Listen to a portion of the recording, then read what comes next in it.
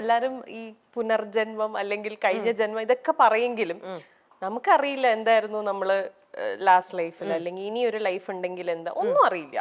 ഇന്ന് എന്താണോ ഇപ്പൊ എന്താണോ ദിസ് മൊമെന്റ് എന്താണോ എന്നുള്ളത് മാത്രമേ നമുക്ക് അറിയുള്ളൂ.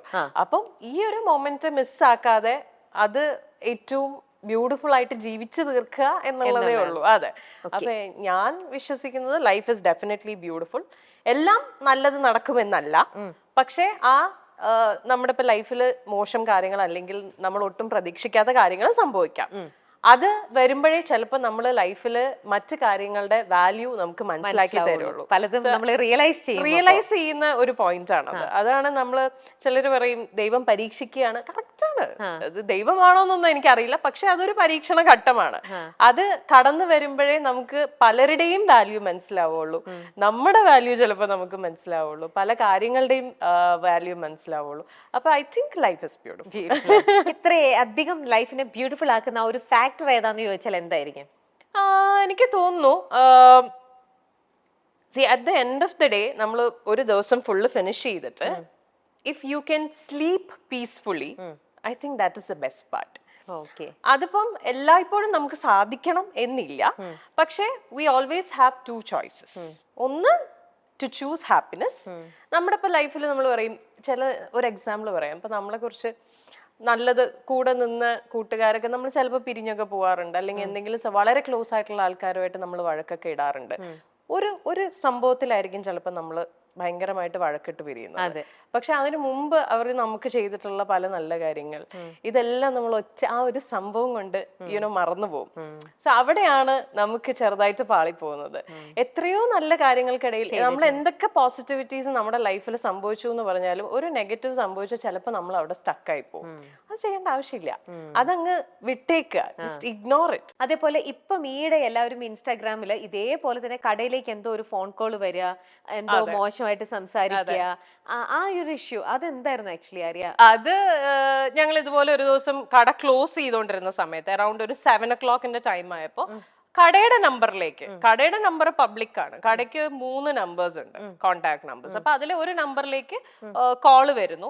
അപ്പൊ ഞങ്ങൾ എല്ലാവരും തന്നെയാണ് ആ സമയത്ത് കടയിൽ വർക്ക് ചെയ്യുന്നത്. അപ്പൊ ഞാനാണെങ്കിലും എൻ്റെ അസിസ്റ്റന്റ് വിജി ആണെങ്കിലും ഞങ്ങളുടെ ബാക്കി സ്റ്റാഫ് ടീം മെമ്പേഴ്സ് എല്ലാവരും, എൻ്റെ ബ്രദർ എല്ലാവരും ഉണ്ട്.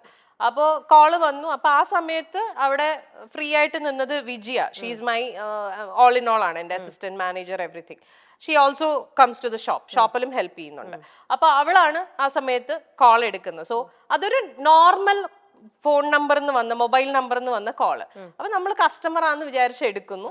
എടുത്തപ്പോ ആദ്യം ആള് പറഞ്ഞത് ഞാനിങ്ങനെ ആര്യയുടെ ഫാനാണ്, അപ്പൊ ആര്യനെ ഒന്ന് കണക്ട് ചെയ്യാൻ വേണ്ടിയിട്ടാണ്. അപ്പൊ പുള്ളിക്കാരി പറഞ്ഞു ഇത് കടയുടെ ഒഫീഷ്യൽ നമ്പറാണ്, നമുക്ക് പേഴ്സണൽ നമ്പർ തരാനുള്ള പെർമിഷൻ ഇല്ല.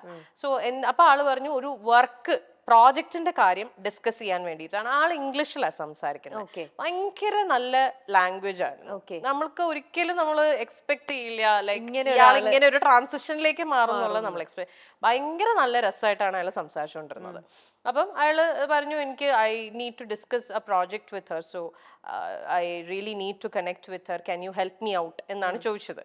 അപ്പൊ പുള്ളിക്കാരി പറഞ്ഞു ഈ പറഞ്ഞ പോലെ നമുക്ക് പെർമിഷൻ ഇല്ല നമ്പർ തരാൻ, ഞാൻ സാർ എന്നോട് ഡീറ്റെയിൽസ് പറയൂ, ഞാൻ ആര്യ മാമുമായിട്ട് സംസാരിച്ചിട്ട് എനിക്ക് നമ്പറും തന്നോളൂ, ഓക്കെ ആണെങ്കിൽ ഷീ വിൽ കോൺടാക്ട് യു എന്ന് പറഞ്ഞു. Okay then that is fine, അങ്ങനെ മതി. അതിനു മുമ്പ് please do me a favour, ഒരു മെസ്സേജ് പാസ് ചെയ്യണം, pass a message on behalf of me to her. അപ്പൊ ഷീ സെഡ് ഓക്കെ സാർ പറഞ്ഞോളൂ. ഇത്രയും പറഞ്ഞപ്പോ പുള്ളിക്കാരി അത് സ്പീക്കറിൽ ഇട്ടു, ബിക്കോസ് ഞാൻ അവിടെ ഇരിപ്പുണ്ടല്ലോ. അപ്പൊ ഞാൻ ഡയറക്റ്റ് കേട്ടോട്ടെ, പിന്നെ she doesn't have to fill me in. അതുകൊണ്ട് പുള്ളിക്കാരി അപ്പൊ തന്നെ സ്പീക്കറിലിട്ടു. സ്പീക്കറിലിട്ട് എടുത്ത ബാക്കിയ ആള് അടുത്തത് ഞാനത് പറയുന്നില്ല, ബിക്കോസ് ഇനി അത് പറഞ്ഞ ഇതിന്റെ താഴെ പൊട്ട കമന്റ്സ് വരും, അതുകൊണ്ട് I am not saying that thing. അത് ആ വീഡിയോയിലുണ്ട്. എന്റെ ഒരു പ്രൈവറ്റ് പാർട്ടിനെ കുറിച്ച് അയാളൊരു എടുത്ത വായിക്കൊരു കമന്റ് അടിച്ചു. ഇമ്മീഡിയറ്റ്ലി അത്രയും നേരം ഇങ്ങനെ ഇമ്മീഡിയറ്റ്ലി സംസാരിച്ച ഒരാള് അത്രയും നേരം വളരെ നല്ല മാന്യനായിട്ട് പലരും ഞാൻ ഇതിന്റെ ഒരു വീഡിയോ ചെയ്തിട്ടു. അപ്പൊ അതിന്റെ ഇടയിൽ അതിന്റെ താഴെ ഒരു ആരെന്നറിയില്ല ഒരാൾ കമന്റ് ചെയ്തിട്ടുണ്ട്, just because he spoke in English you judged that he's a sophisticated gentleman. അല്ല, അങ്ങനെയല്ല. അയാൾ ഇംഗ്ലീഷ് സംസാരിച്ചുകൊണ്ടല്ല പറഞ്ഞത്. നമുക്കിപ്പോ ഒരാൾ സംസാരിക്കുന്ന രീതി അറിയാമല്ലോ. ഒരു വെൽ മാനേർഡ് ഒരു ജെന്റിൽമാൻ എങ്ങനെയായിരിക്കും നമ്മളോട് അപ്രോച്ച് ചെയ്യുന്നത്, അല്ലെങ്കിൽ ഒരു പ്രോജക്റ്റിന്റെ ഡീറ്റെയിൽ സംസാരിക്കുന്നത്. നമ്മൾ ഇത്രയും വർഷമായിട്ട് ഈ ഫീൽഡിൽ നിൽക്കുന്നത്, സോ വി നോ. ആ ഒരു രീതിയിൽ തന്നെയാണ് അയാൾ സംസാരിച്ചത്. അപ്പൊ അതുകൊണ്ടാണ് ഞാൻ പറഞ്ഞത്, സൊഫിസ്റ്റിക്കേറ്റഡ് ജെന്റിൽമാൻ സംസാരിക്കുന്ന പോലെ തന്നെയാണ് സംസാരിച്ചത്. ഇമ്മീഡിയറ്റ്ലി ഇയാൾ ഇത് പറയുമ്പോ ഹീസ് ഓൺ സ്പീക്കേഴ്സ്. അപ്പം ഇത്രയും പേര് ശരിക്കും ഞങ്ങൾക്ക് ചിരിയാവുന്നത്, വി ബേർസ്റ്റഡ് ഔട്ട് ലാഫിങ്. നമ്മൾ ചിരിച്ചുപോയി. കാരണം നമ്മൾ ഒട്ടും എക്സ്പെക്ട് ചെയ്തില്ല. ഇറ്റ് വാസ് ലൈക്ക് ഒരു ബലൂൺ പൊട്ടിയ അവസ്ഥയായിരുന്നു, പൊട്ടേന്ന് പറഞ്ഞിട്ട്. അത്രയും രസമായിട്ട് സംസാരിച്ചുകൊണ്ട് വന്ന ആള് ഇങ്ങനെ ഒരു കമന്റ് പറഞ്ഞപ്പോ അത് കഴിഞ്ഞ് പിന്നെ അയാള് ഫുൾ വൃത്തികേടിന്റെ അയ്യര് കളിയായിരുന്നു. ലൈക്ക് അതും പുള്ളി ഇംഗ്ലീഷിലാണോ സംസാരിച്ചേ? ലൈക്ക് ഇറ്റ് വാസ് ലൈക്ക് അയാള് ലിറ്ററലി ഒരു ഓർഗാസം ചെയ്യുന്ന പോലത്തെ സൗണ്ട് ഒക്കെ ഉണ്ടാക്കുന്നു. അയാൾ പറയുന്നുണ്ട്, ഞാനിപ്പോ ഷാഗ് ചെയ്തോണ്ടിരിക്കുകയാണ്. ഇതൊക്കെ അയാൾ ഈ കോളിൽ പറയുന്നുണ്ട്. So we didn't cut the call because ഇയാൾ ഇത് പറഞ്ഞപ്പോ തൊട്ട് ഞാൻ റെക്കോർഡ് ചെയ്യാൻ തുടങ്ങി ഈ ഫസ്റ്റ് സ്റ്റേറ്റ്മെന്റ്. ബിക്കോസ് എനിക്കിത് ഒരു പ്രൂഫ് വേണമായിരുന്നു. If at all I had to file a case, എനിക്ക് പ്രൂഫ് വേണം. അതിപ്പോ കട്ട് ചെയ്ത് കളഞ്ഞാൽ നമുക്ക് ഇത് കിട്ടില്ല, കോൾ കിട്ടില്ല. So we had to make him. And എവിടെന്നെങ്കിലും ഇയാളുടെ പേരോ എന്തെങ്കിലും കിട്ടുമോ എന്നുള്ളതാണ് ഞങ്ങൾ നോക്കിക്കൊണ്ടിരുന്നത്. സോ ഞങ്ങൾ ഇയാളെ സർക്കാസ്റ്റിക്കലി ട്രിഗർ ചെയ്തുകൊണ്ടിരിക്കുകയായിരുന്നു. എന്തെങ്കിലും ഇയാള് ട്രിവാൻഡ്രത്തേക്ക് വാ, സോ ഇയാള് ട്രിവാൻഡ്രം ബേസ്ഡ് ആണോ എന്ന് അറിയില്ല, അങ്ങനെയൊക്കെ പറയുന്നുണ്ടായിരുന്നു ഇയാള്. അപ്പൊ ഞങ്ങള് ട്രിവാൻഡ്രം ആണോ എന്നുള്ളത് കിട്ടുമോ ഇതൊക്കെ അറിയാൻ വേണ്ടിട്ട് we were purposely triggering him. Viji was the one who was talking. Viji നല്ല സർക്കാസ്റ്റിക്കലി ആയിട്ട് തിരിച്ച് നല്ല ആൻസർ കൊടുത്തോണ്ടിരിക്കായിരുന്നു. ഇയാൾ അപ്പൊ ട്രിഗർ ആവുകയും ചെയ്തു. ഇയാൾക്ക് ഈഗോ അടിച്ചിട്ട് ഇയാള് തിരിച്ച് അങ്ങനെയാണ് റിയാക്ട് ചെയ്തോണ്ടിരിക്കുന്നത്. എന്നിട്ട് ഒരു പോയിന്റ് എത്തിയപ്പോ ഞങ്ങൾക്ക് മനസ്സിലായി ഇയാള് ഇനി ഒന്നും പറയാൻ പോകുന്നില്ല എന്നുള്ളത്. And we handed over the call to ഞങ്ങളുടെ ഒരു ഫ്രണ്ടിന് കൊടുത്തു, മെയിൽ ഫ്രണ്ടിന് കൊടുത്തു. അവൻ ഫോൺ എടുത്ത് സംസാരിച്ചു തുടങ്ങിയപ്പോഴേക്കും ഇയാള് ഡിസ്കണക്ട് ചെയ്തു.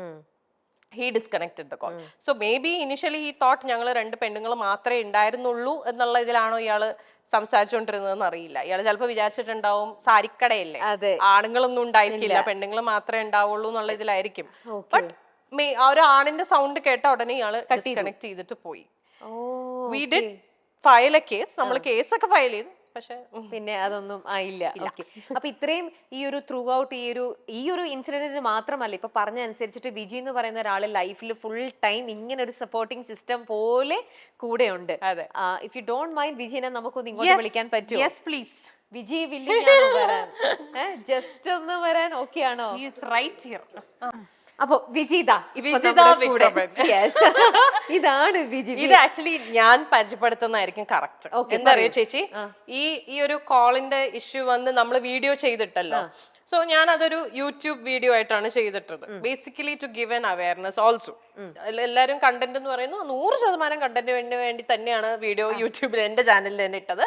അതിന്റെ കൂടെ ഒരു അവയർനെസ് എന്നുള്ള രീതിയിലും കൂടി, ലൈക്ക് ഇങ്ങനത്തെ കോൾസും വരാം. കുറെ പേര് നമ്മളെയും അതിനകത്ത് കുറ്റം പറയുന്നുണ്ട്, നിങ്ങൾ എന്തിനാണ് ഇങ്ങനെ സംസാരിച്ചത് എന്നുള്ള രീതിയിൽ. അത് ഞങ്ങള് അതിനെ വളരെ സർക്കാസ്റ്റിക്കലി ബോൾഡായിട്ട് ഡീൽ ചെയ്തു എന്നുള്ളതേ ഞാൻ പറയുള്ളൂ. Especially her. ഇതേ കോള് ഞാൻ പറയട്ടെ, ഇപ്പം കൊച്ചു കുട്ടികളുടെ കയ്യിൽ വരെ ഫോണുണ്ട്. ഇവരൊക്കെ ഏത് നമ്പറിൽ നിന്ന് എവിടെ നിന്നൊക്കെ എങ്ങനെയൊക്കെ എടുത്ത് വിളിക്കുന്നു എന്ന് നമുക്ക് അറിയില്ല. ഏതെങ്കിലും ഒരു കുട്ടീനെ വിളിച്ചിട്ട് ഇങ്ങനെയൊക്കെ സംസാരിച്ചു കഴിഞ്ഞാൽ അവർക്ക് അത് എങ്ങനെ ഡീൽ ചെയ്യണം എന്ന് അറിയാൻ പാടില്ലാവില്ല. ചിലർക്ക് ഇത് ട്രോമയാവും. ഈ വീഡിയോ ഞങ്ങൾ ചെയ്ത് കഴിഞ്ഞപ്പോ ഞങ്ങളെ കുറെ ആൾക്കാർ കോണ്ടാക്ട് ചെയ്തു, സെയിം ഇൻസിഡന്റ് പറഞ്ഞിട്ട്.